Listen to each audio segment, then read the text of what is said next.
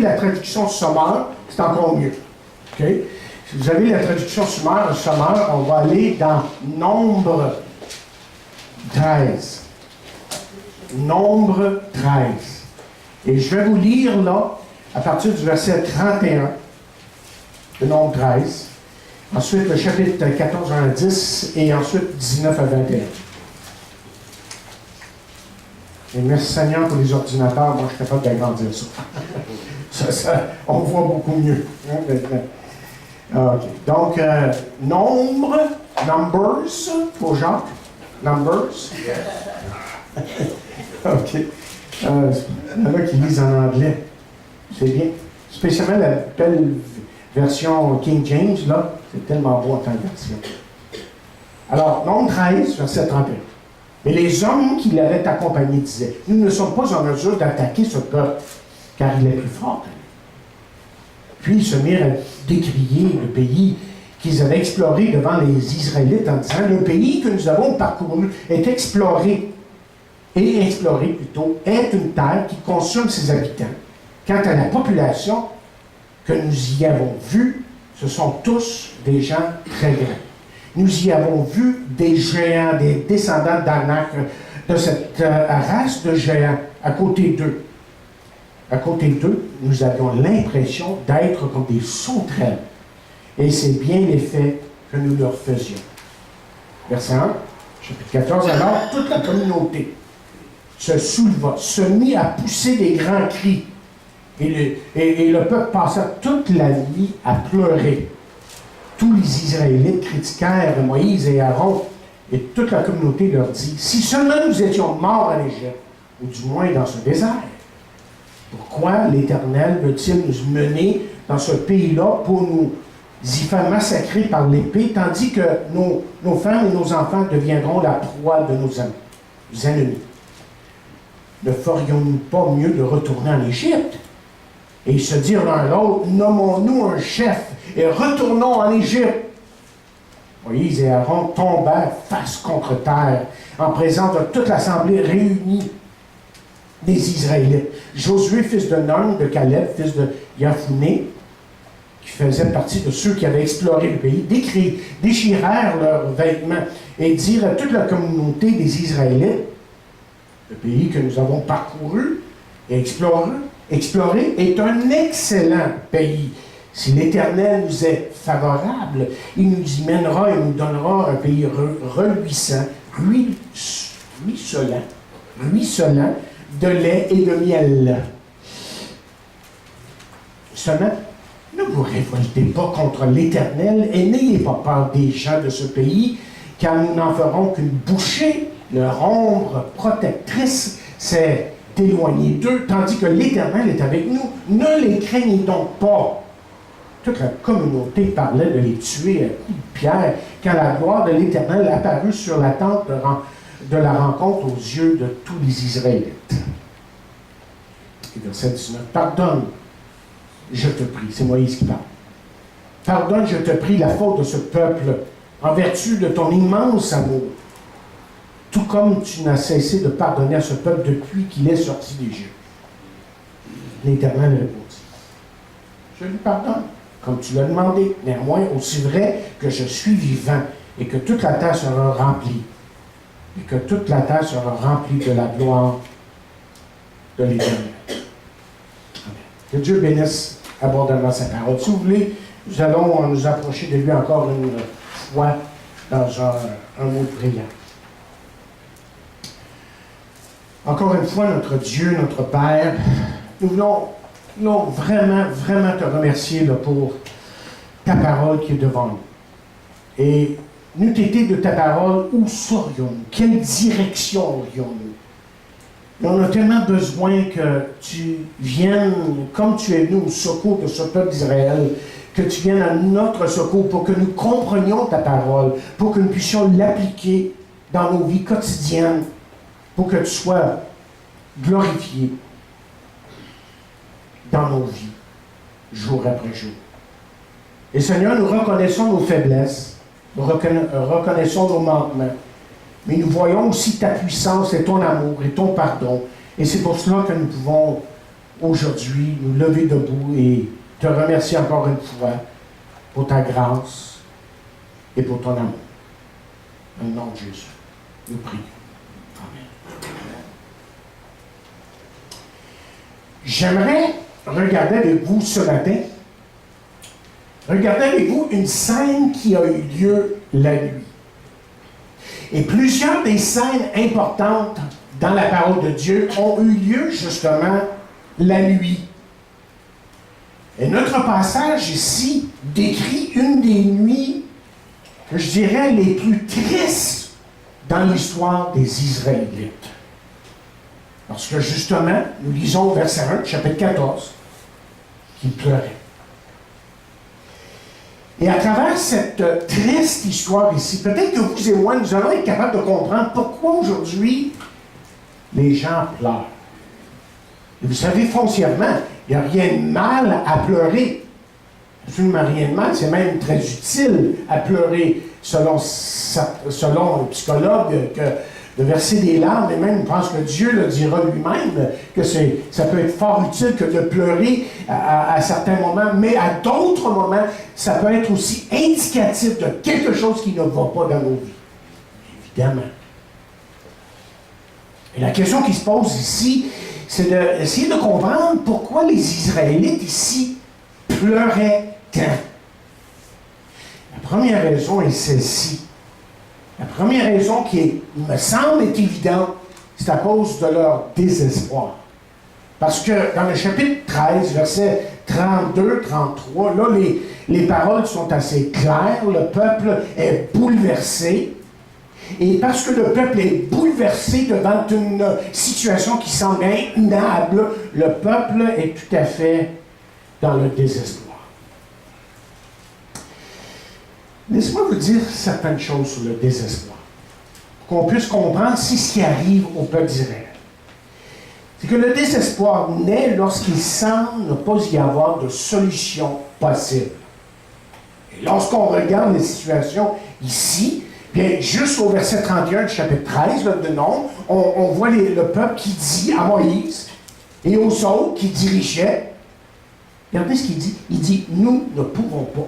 Nous ne pouvons pas.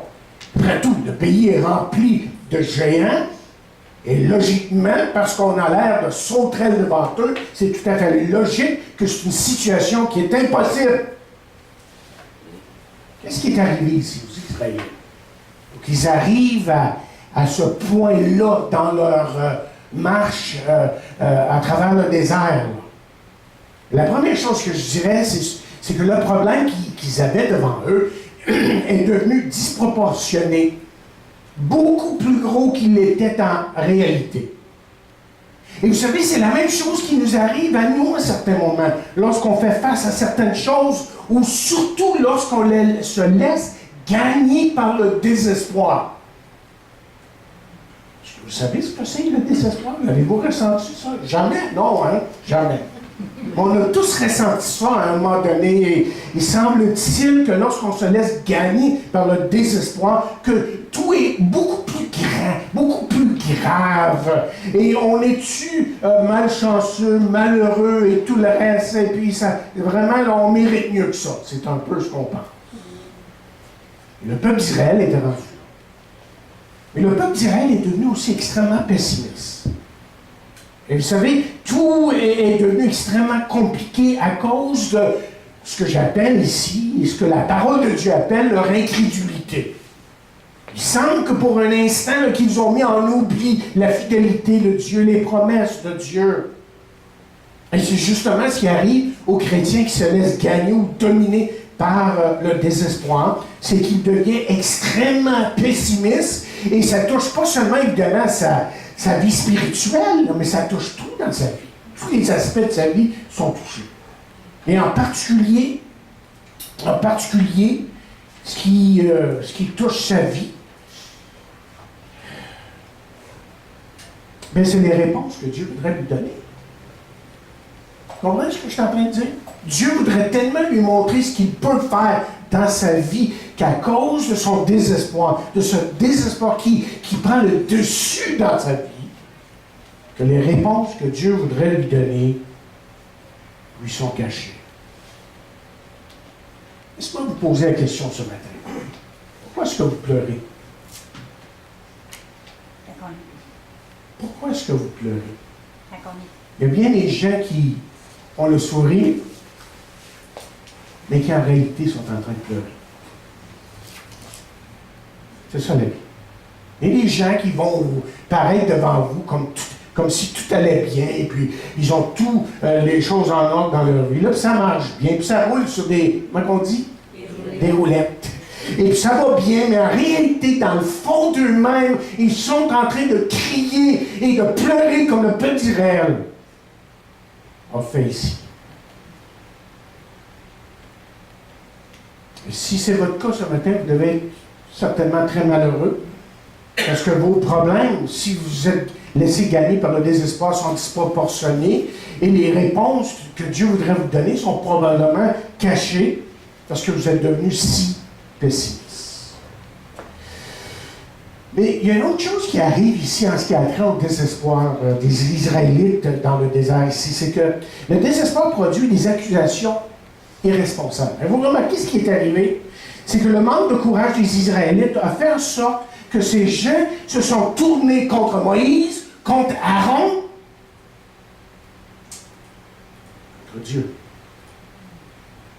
Contre Moïse, Aaron, mais contre Dieu. Et quelqu'un a écrit « Le désespoir est mère d'accusations irresponsables ». Et au verset 2, le désespoir a fait que ces gens ici se sont tournés contre ceux-mêmes que je pense qu'ils aimaient dans le fond. Ils aimaient Moïse et Aaron, ils les avaient guidés et dirigés, et on les aimait. Mais le désespoir dit, vous voyez, qu'il doit y avoir quelqu'un de responsable, qu'il doit y avoir quelqu'un à blâmer. C'est ça que le désespoir fait. Et c'est arrivé dans le temps de Jésus. Parce que, par exemple, les Juifs n'ont pas eu les réponses de la part de Jésus qu'ils auraient voulu, là. Mais là, ils ont commencé à l'accuser. Justement, la Bible nous dit que les principaux sacrificateurs portaient contre lui plusieurs accusations. Et le pire, évidemment, dans ce passage, et à travers l'histoire d'Israël, c'est qu'ils ont commencé à blâmer ou à accuser Dieu. Et là, le texte est clair. Pourquoi les avait-il délivrés? Voyons donc, ça n'a aucun sens. Il nous a emmenés ici pour qu'on meure de faim, pour qu'on se fasse tuer par les gens autour de nous. Vous voyez, je pense qu'il y a quelque chose ici qui est arrivé dans le cœur des Israélites, qui est arrivé, si vous vous rappelez, et on va continuer notre série sur Joseph dans quelques semaines, qui est arrivé dans les frères de Joseph. Lorsque on a vu là, que graduellement que dans les frères de Joseph, que la haine est devenue tellement forte qu'ils étaient prêts même à tuer leur petit frère. Et ici, la haine et l'amertume ont fait que ces gens ici étaient prêts à rejeter Dieu. Je veux dire que la même chose, évidemment, arrive à nous si on ne fait pas attention. Ça arrive dans nos relations là, entre mari, femme, enfants, frères et sœurs dans l'église locale et tout ça. Si on ne fait pas attention, tôt ou tard, c'est l'amertume qui vient, et c'est la critique, et c'est le murmure, et c'est les accusations, et c'est la haine à ce point où, à moins que Dieu intervienne, ça devient irréversible. Vous savez, ça fait un petit bout de temps que je passe là. J'ai déjà été sur Internet. Et j'ai toujours trouvé ça incroyable que d'être dans une église, devant un comité, dans une église qui est divisée, qui chicane. Et là, tu te demandes, mais à un moment donné, ils vont se réconcilier. À un moment donné, tu sais, ils vont dire, bon, ben, mon frère, écoute, je t'aime tellement, on va s'entendre à quelque part. Tu sais. Mais ça n'arrive pas. Je me dis, mais qu'est-ce qui se passe? Et je l'ai vu à maintes et maintes reprises, bien qu'on puisse les exhorter, prier avec eux, bien qu'on puisse dire tout ce qu'on a à dire pour essayer de réconcilier. Lorsque la haine a pris le dessus, ça tue. C'est ça que ça fait. ne peux pas faire autrement. Et je l'ai vu. On aura beau dire ce qu'on veut. Mais il y a une autre chose qu'on va dire ici, à propos du désespoir, je pense que c'est le dernier point, c'est que le désespoir, lui, ne donne aucune solution réaliste. Et les voilà dans le désert, en train de crier, en train de pleurer. Ils se demandent comment ils vont faire. Puis là, il dit, nommons-nous un chef. Bon. Leur demande est tout à fait ridicule. D'abord, qui va diriger un peuple comme ça? Puis, en fin de compte, supposons qu'ils retournent à l'Égypte. Ils vont être bien reçus. C'est tellement irréaliste là, de penser qu'ils pouvaient retourner en Égypte et redevenir les esclaves des Égyptiens. Vous savez bien, les Égyptiens les auraient passés au fil de l'épée, puis pas à peu près. Mais ce matin, on est un peu comme les Israélites. Quand on tombe dans le désespoir, vous savez, lorsqu'on laisse le désespoir nous gagner. Il y a toutes sortes de raisons pour tomber dans le désespoir, des fois. Là. Ça peut être la maladie, ça peut être une situation financière, ça peut être une relation ou autre. Mais quand on se laisse dominer par le désespoir, la situation devient tellement compliquée. Et pourtant, Dieu a toutes sortes de solutions. Mais la solution que Dieu a, c'est pas tellement de changer des fois la situation qui est devant vous, mais c'est de vous changer. D'abord, changer votre attitude face à la situation que vous vivez. Alors, on va le voir ça dans quelques instants. OK, deuxième raison. Là, je vais me dépêcher plus ici. Pourquoi est-ce qu'il pleurait ici? Bon, il était dans le désespoir, complètement désespéré. La situation était beaucoup trop difficile, intenable et tout le reste. Mais c'est à cause de leur désillusion aussi. Et le mot dictionnaire nous dit qu'une illusion, c'est une personne qui s'imagine quelque chose qui n'est pas vraiment la réalité des choses. Désillusion, c'est confusion devant la réalité. Opposé. Et évidemment, les Juifs, eux autres, ils pensaient qu'ils s'en allaient vers un pays, ça serait facile à prendre. Le lait, le miel coulait, Dieu leur donnait ce pays-là, ça va être facile. Ah ouais, les boys, ils vont s'en va. On a eu toute une surprise. Les géants étaient là. Je garantis que j'en ai rencontré des géants dans mon ministère. Et des fois, je ressemblais beaucoup plus aux Israélites qu'à Moïse et à Caleb. Et des fois, là, j'ai désespéré, que j'ai dit, Seigneur, mais voyons donc, tu m'emmènes, donc ça n'a pas d'allure ce que tu fais là. On reste quand même humain, hein? Ils ont commencé à critiquer, évidemment, et là, ils ont commencé à murmurer, et ce qui est arrivé, en fin de compte, ici, c'est une mutinerie totale, une rébellion totale parmi le peuple qui était prêt, comme vous savez, à tuer Moïse, Aaron et peut-être d'autres. Ils sont complètement... Même, je dirais ceci, que Moïse et Aaron sont devenus eux-mêmes désillusionnés. Après tout, ils avaient donné le meilleur d'eux-mêmes. Mais non, on les rejette. Les sort de là. Ils se sont carrément donnés totalement, mais se donner plus que ça, là, ce serait mort. Ils se sont donnés entièrement à ce peuple-là pour que ce peuple-là puisse aller de l'avant. Puis là, ils sont rejetés. Qu'est-ce qui conduit à la désillusion? Et leur conduite les a enracinés dans leur désillusion. Regardez encore, ils pleurent, ils crient. Et pourtant, c'est tellement opposé à ce qu'ils sont vraiment. Parce que le nom Israël veut dire guerrier de Dieu. Ce n'était pas le cas ici. C'était plus des guerriers, c'était des... qu'on pourrait dire, choisissez votre mot. Et ils ont oublié là, que Dieu était avec eux, que Dieu était pour eux. Et que Dieu, auparavant, les avait délivrés de l'Égypte. D'abord, il y avait des miracles par-dessus miracles dans le désert. Ils ont tout oublié ça. Mais ils ont oublié aussi que tous ces gestes-là de la part de Dieu, tous les grands miracles qui avaient été accomplis dans le désert étaient imprégnés de miséricorde et d'amour de sa part. Et de grâce. Allait-il maintenant les abandonner devant des géants? Et vous savez, la vie chrétienne n'est pas toujours facile. Si vous pensez que la vie chrétienne est facile, là, vous êtes dans l'illusion. Okay? Revenez sur terre. Parce que la vie chrétienne n'est pas facile. Si vous voulez vraiment marcher pour Dieu, avec Dieu, ça va être difficile à certains moments. Vous allez subir le rejet, les moqueries, l'incompréhension, et vous allez vous demander si vraiment ça vaut la peine. Et Jésus a dit, si quelqu'un veut venir après moi, qu'il renonce à lui-même, qu'il se charge de sa croix, et qu'il me suive. Je veux vous dire, en partant, que suivre Jésus, c'est pas facile. Si quelqu'un d'autre qui vous dit le contraire, c'est pas vrai. Suivre Jésus, ça demande qu'on compte sur lui, qu'on apprenne à vraiment lui faire confiance, qu'on prie, qu'on lit sa Bible, qu'on fasse des choses pour être sous la protection de Dieu. Et Dieu nous a donné toutes les armes, et on pourrait rentrer dans tant de sujets, pour qu'on puisse marcher fidèlement avec lui. Et par-dessus tout, ce qu'il nous a promis, c'est qu'il serait avec nous malgré tout ça, toutes les difficultés. Et voici, je suis avec vous jusqu'à la fin du monde, dit-il. Mais pas seulement leur conduite, leur mauvaise attitude. Vous vous rappelez, je vais parler d'attitude, là. Leur attitude, ça sentait mauvais, là. Vraiment, l'attitude là, qui se dégageait d'eux, qui s'est développée d'eux, mais c'était quelque chose qui était sûrement aux narines de Dieu déplaisant. Là. Et qu'est-ce qui s'est dégagé? Qu'est-ce qui est venu d'eux? Qu'est-ce que Dieu pouvait sentir qui déplaisait? Qui lui déplaisait? Mais le mécontentement, tout simplement.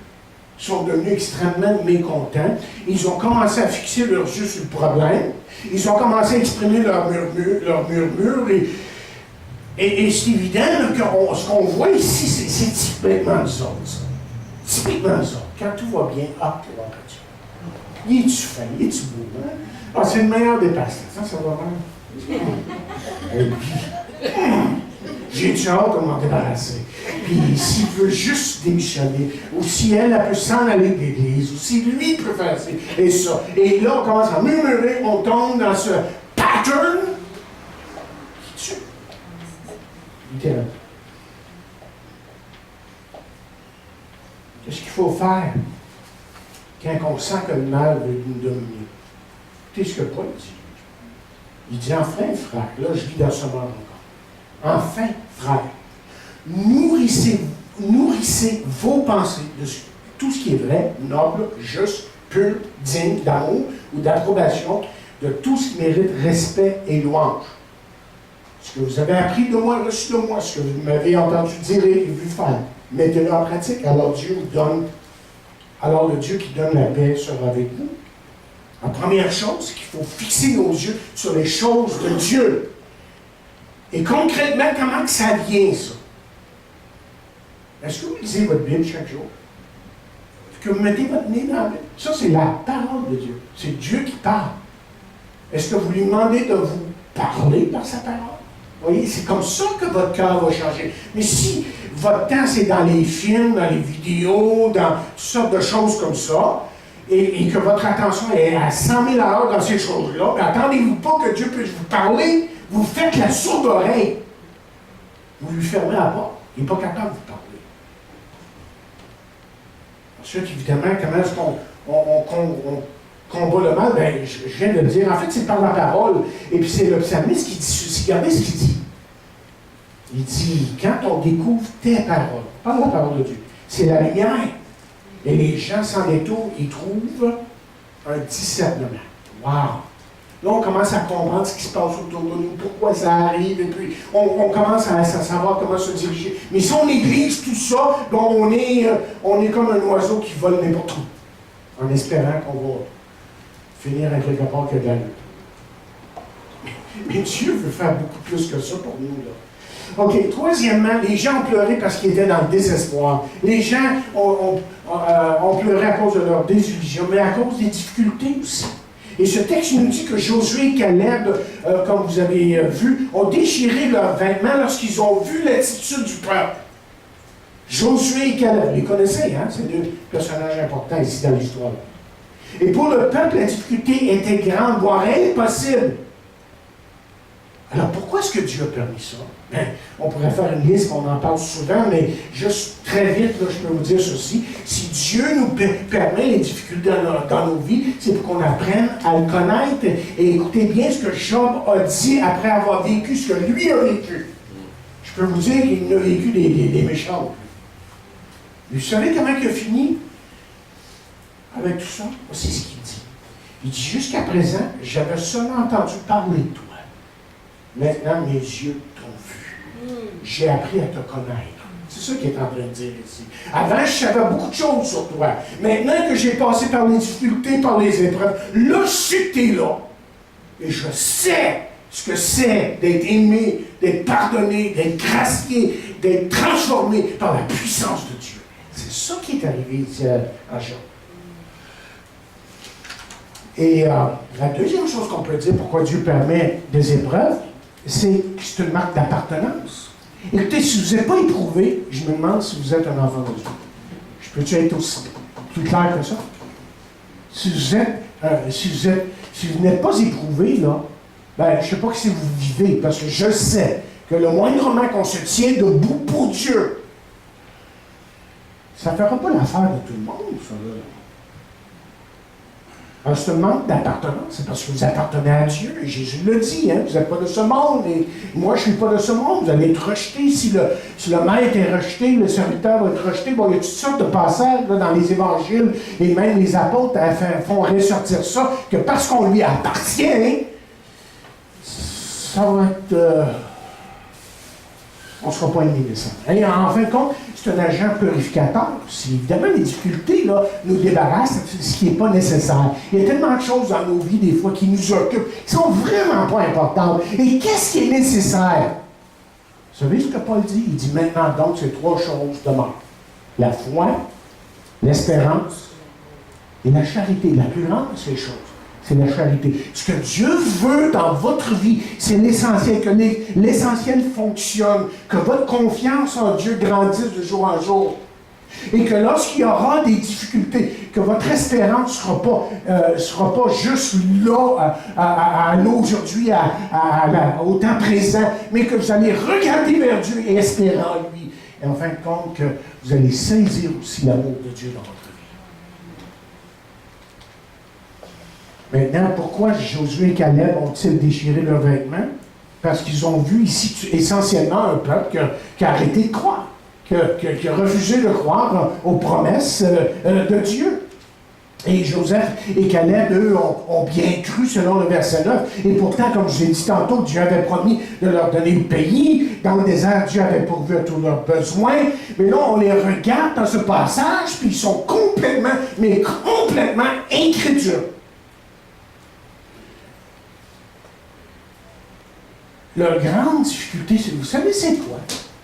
Et notre grande difficulté, souvent, c'est de croire Dieu sur parole. Je me rappelle, le pasteur Raymond Lemaire avait une émission à la radio qui s'appelait Sur parole. J'ai bien aimé le titre de son émission. Sur parole. Je crois Dieu sur parole. Parce qu'il l'a dit, je le crois. Et je marche selon sa parole. Et vous allez voir que ça peut transformer toute une vie. Qu'est-ce que vous faites lorsque vous êtes dans l'épreuve? Murmure, critique, mécontentement, blâmer quelqu'un? Ou est-ce que vous prenez la parole de Dieu et vous dites, Seigneur, qu'est-ce que tu as pour moi là? Oh, c'est difficile, mais Seigneur, je sais que tu as une parole pour moi. Je sais que tu parles. Tu as besoin d'attendre, en plus, là. Juste un petit avertissement, tu as besoin d'attendre. Ouvre la parole. Laisse la parole te parler. Vous parlez, et vous allez voir, ça va se produire. Si vous cherchez Dieu, comme le cantique l'a dit, si vous cherchez sa face de tout votre cœur, Dieu va s'arranger pour vous parler. Vous pouvez être sûr de ça. Dieu va s'arranger pour vous parler. Bon, la situation pour Moïse, Josué et Aaron, Caleb était terrible à leurs yeux. Je suis sûr qu'ils ont fondu en larmes, eux aussi ont pleuré de voir cette situation, cette rébellion. Et ça nous touche, n'est-ce pas, lorsque nos proches surtout, nos proches, là, nos enfants, nos amis, les plus proches de nous, quand on essaie de leur apporter quelque chose, puis il y a comme un mur. Vous essayez de leur parler, puis ils ne veulent rien savoir. Ça me brise. Probablement, c'est la chose la plus brisante, si je peux inventer un mot, ça doit se dire. brisante dans la vie, c'est ça. C'est quand ceux qui nous étaient les plus proches, ceux qui nous sont proches, on essaie de leur donner quelque chose, on leur dit, écoute, c'est ça ta réponse. Puis ils disent, ah, bon. Il y a une rébellion qui est là. Et je suis sûr que Moïse était complètement désarmé devant ça. Lui, il était là, il regardait, regarde, qu'est-ce qui se passe? Regarde, c'est pas l'allure. Non. Mais il y a trois choses sur la rébellion. D'abord, la rébellion insiste toujours sur ses droits. Je vais faire ce que je veux faire, quand je veux faire, et tu ne me diras pas le contraire. Ça, c'est la rébellion. Ça. Et la rébellion apporte toujours la tristesse. Il y a toujours des conséquences. On a beau avertir, il y a toujours des conséquences. Et la rébellion fait mal aux autres, évidemment. La rébellion fait mal aux autres. OK, dernier point. Pourquoi est-ce qu'on pleurait ici? Pourquoi est-ce... Ah, je suis content que ça finisse bien, par exemple. Il y a des fois, on regarde des textes, on dit, ouais, ça n'a pas d'allure. Moi, ça m'a fini, cette histoire-là, mais ça finit bien. S'ils ont pleuré, c'est à cause de leur délivrance. C'est à cause de leur délivrance. Vous voyez, Moïse a pleuré à cause de l'incrédulité du peuple. Hein? Lui, il voyait le peuple, il ne comprenait pas ce qui se passait, puis il pleurait. Le peuple, lui, a pleuré à cause de son désespoir, la délusion, ses difficultés. Mais moi, je pense que Moïse a pleuré aussi de joie. Il a pleuré de joie. Lorsqu'on lit là, dans le chapitre 14, lorsqu'il intervient dans la prière devant Dieu pour le peuple d'Israël et que Dieu lui dit « Je pardonne », wow! Ouais. Dieu a acquiescé à sa requête. Dieu leur a assuré le pardon et la délivrance. Vous savez, on parlait du salut tantôt. Mais le salut, là, inculqué dans le mot salut, c'est le mot délivrance. On est délivré, libéré sur et j'ai écrit ici, la délivrance d'une condamnation qui est juste apporte les larmes ou des larmes. Et quand on sait qu'on mériterait beaucoup pire que ça, et que Dieu dit non, je vais te donner grâce et paix et pardon. Oh! Et c'est ça qui arrive à quelqu'un qui vient à Christ. Tout d'un coup, il réalise que ce qu'il mérite, lui, c'est d'être condamné en enfer, dans la perdition éternelle, appelez ça comme vous voulez, pour toute l'éternité, puis Dieu dit non. Je te donne la vie éternelle. Et c'est pour ça qu'on lit dans la parole de Dieu, il n'y a maintenant aucune condamnation pour ceux qui sont dans Jésus-Christ. Il dit aussi, la parole dit ceci, vient, et que celui qui a soif vienne, que celui qui veut prendre de l'eau, de la vie, gratuitement, vienne. Alors, la première chose que je dirais sur la délivrance, c'est que quand on sait qu'on mériterait d'être condamné, d'être puni, et ça même pour toute l'éternité, et qu'on découvre que Dieu nous offre mieux que ça, le contraire, ça nous amène à pleurer, même encore aujourd'hui. Pas juste quand on vient à Jésus pour la première fois, qu'on réalise ce qui se passe, là. Mais même aujourd'hui, on repasse la grandeur de notre salut, puis on se met à genoux, puis on dit, Seigneur, merci. Je ne méritais pas ça, mais tu me l'as donné. Mais je dirais que la délivrance qui a pour fin la gloire de Dieu. Avant ça, la délivrance qui a le fruit, qui est le fruit d'une prière sincère, apporte des larmes. La délivrance là, qui est le fruit d'une vraie repentance. Et ça va dans ce que je viens de dire. Évidemment, ça apporte des larmes. Et on nous dit justement que Monica, mère de Saint-Augustin, a pleuré de joie lorsqu'elle a vu son fils venir à Christ. Et Saint-Augustin, certains pensent qu'après Paul, c'était le plus grand homme de Dieu, théologien de tous les temps. Et lui qui avait vécu jusque-là une vie de débauche, mais de complète débauche, un jour s'est tourné vers Dieu et Dieu a changé sa vie. Et c'est ce que Dieu fait temps après temps après temps, lorsque les hommes et les femmes de tous les temps de notre siècle se tournent vers lui. Et finalement, j'avais sauté un point là.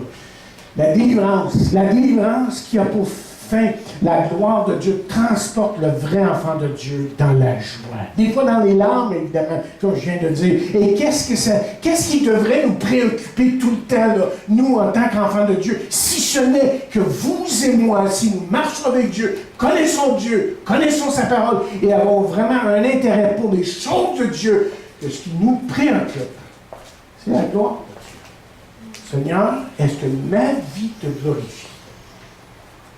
Est-ce que vous vous posez cette question-là de temps en temps? Est-ce que ma vie glorifie Dieu? Mes pensées, mes gestes? Vous savez, Jésus a aussi connu une nuit de larmes. Toute une nuit, Jésus a pleuré. Est-ce que vous savez ça? Dans le jardin de Gethsémani, Jésus a pleuré littéralement à chaudes larmes. Et vous allez me demander, mais pourquoi a-t-il pleuré? Bon, il n'a pas juste pleuré parce qu'il voyait les souffrances qui venaient devant lui, sûrement. Hey, ça allait faire mal quand même. Pas n'importe quoi qu'il allait subir. Mais s'il pleurait, c'est parce qu'il voyait vos péchés, et il voyait votre condamnation, il voyait la monstruosité. Comment est-ce qu'on dit? Monstruosité. C'est ça, vous l'avez. Je ne le dirai pas. Du péché et ce que ça coûtait, ce que ça lui a coûté personnellement, si ce n'est qu'il a donné sa vie sur la croix pour vos péchés les miens. Jésus a pleuré pour vous et moi. Et peut-être a-t-il pleuré en fin de compte pour que vous et moi, on ne pleure plus.